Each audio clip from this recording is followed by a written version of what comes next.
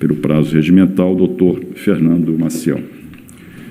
Excelentíssimo senhor ministro Rogério Schietti, presidente desta Turma Nacional de Uniformização, excelentíssima juíza Lilian da Costa Tourinho, relatora deste tema representativo de controvérsia, demais eminentes julgadores que integram este colegiado, ilustre doutor Brasilino, representante do Ministério Público Federal, caríssimos servidores, prezados colegas da advocacia e também a toda a comunidade jurídica que nos acompanha pelo YouTube. Gostaria de inicialmente fazer uma saudação especial a todas as professoras e professores do nosso país por esse dia tão relevante, profissionais que têm como função combater um risco social extremamente relevante que, na década de 1940 do século passado, William Beveridge considerou, ao lado da invalidez, da idade avançada, da morte, a ignorância como um risco social a ser tutelado.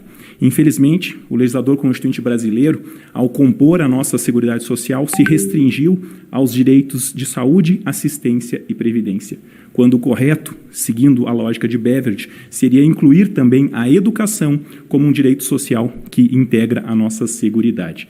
Queria fazer registro aqui a professores do direito previdenciário, professor Ivania, professor Fábio Souza, também professor Daniel Machado da Rocha, com seu clássico comentários à Lei de Benefício da Previdência Social, que muito contribuem para o aperfeiçoamento do nosso ordenamento jurídico e também para a concretização da justiça social do nosso país.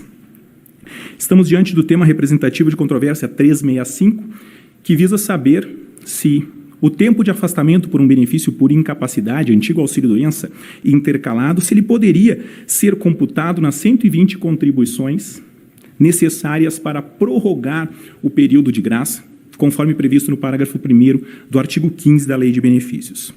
Assegurada a hora recorrente, no que é acompanhada pelos amigos da Corte, entende que sim, que seria possível esse cômputo, porque a legislação previdenciária, lá no artigo 55, inciso 2º, permite o cômputo de período de afastamento por incapacidade como tempo de contribuição.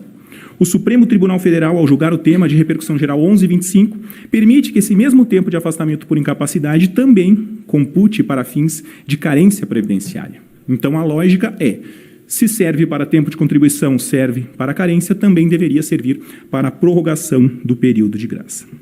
O INSS não pode concordar com esse entendimento porque estamos diante de institutos jurídicos distintos. Primeiro, porque não podemos confundir tempo de contribuição com carência, não obstante a carência leve em consideração o tempo de contribuição. E também não podemos confundir esses institutos, que são pressupostos de acesso a um benefício previdenciário, com o período de graça e sua prorrogação, que é um instituto de muito maior amplitude. Não garante apenas um benefício, garante toda a proteção previdenciária para um trabalhador e para a sua família. O INSS parte do entendimento de que previdência social, ao contrário de saúde e assistência, previdência é contributiva. Quem diz isso é a Constituição Federal, no seu artigo 201, que em sua redação original de 88 já previa esse caráter contributivo. 10 anos mais tarde, com a emenda 20, nós tivemos um reforço a esse caráter por força da inserção do equilíbrio financeiro e atuarial, que somente é alcançado se observarmos esse caráter contributivo da Previdência.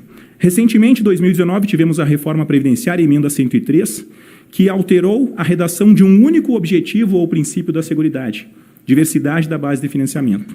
E o que fez? Preservou o caráter contributivo da Previdência Social.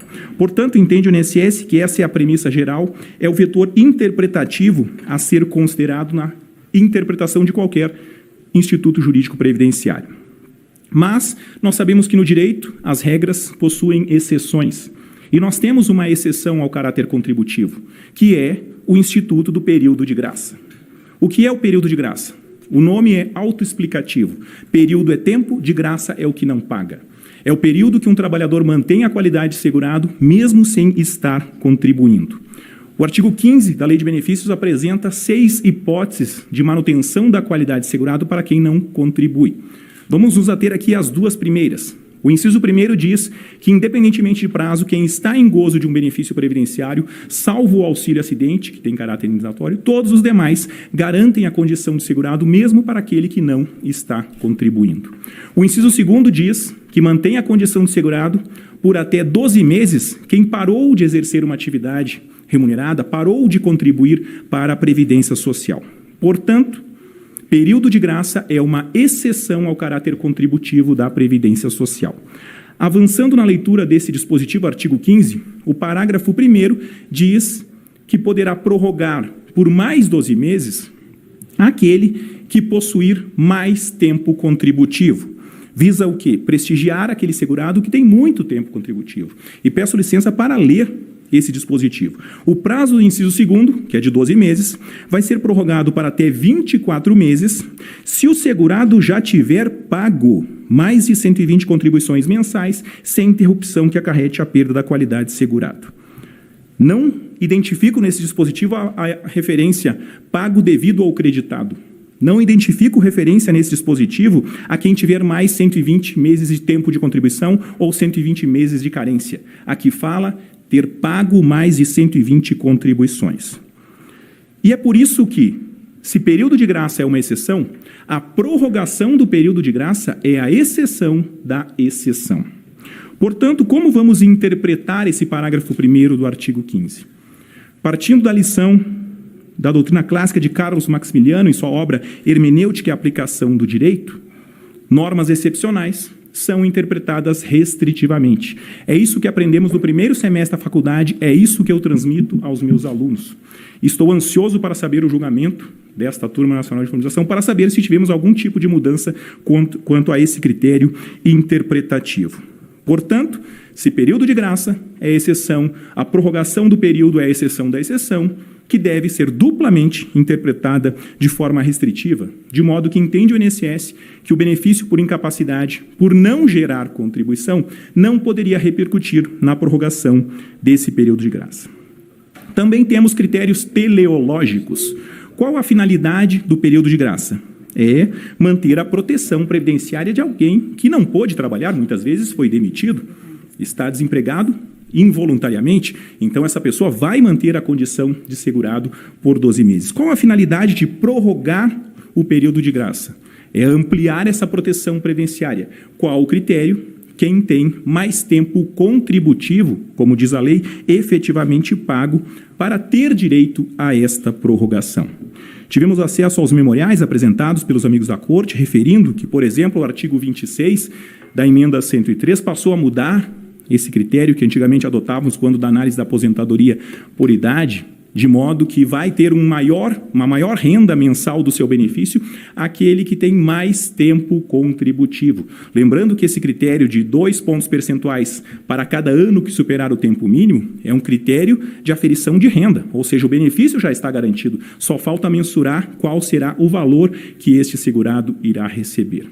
O que é diferente da manutenção da qualidade de segurado, especialmente a ampliação desse período, porque, como disse, aqui dá direito a todas as prestações. Não é uma regra de cálculo de renda mensal ou simples acesso a um benefício, mas é uma regra de ampla proteção previdenciária para o trabalhador e para a sua família. E é por isso que o INSS requer seja negado provimento ao pedido de uniformização formulado pela segurada, pedindo vênia para sugerir a fixação da seguinte tese no tema 365. Não é possível considerar o período de gozo do benefício por incapacidade temporária, antigo auxílio-doença, intercalado, para o cômputo das 120 contribuições necessárias à prorrogação do período de graça prevista no artigo 15, parágrafo 1º da Lei de Benefícios da Previdência Social. Agradeço a atenção de Vossas Excelências.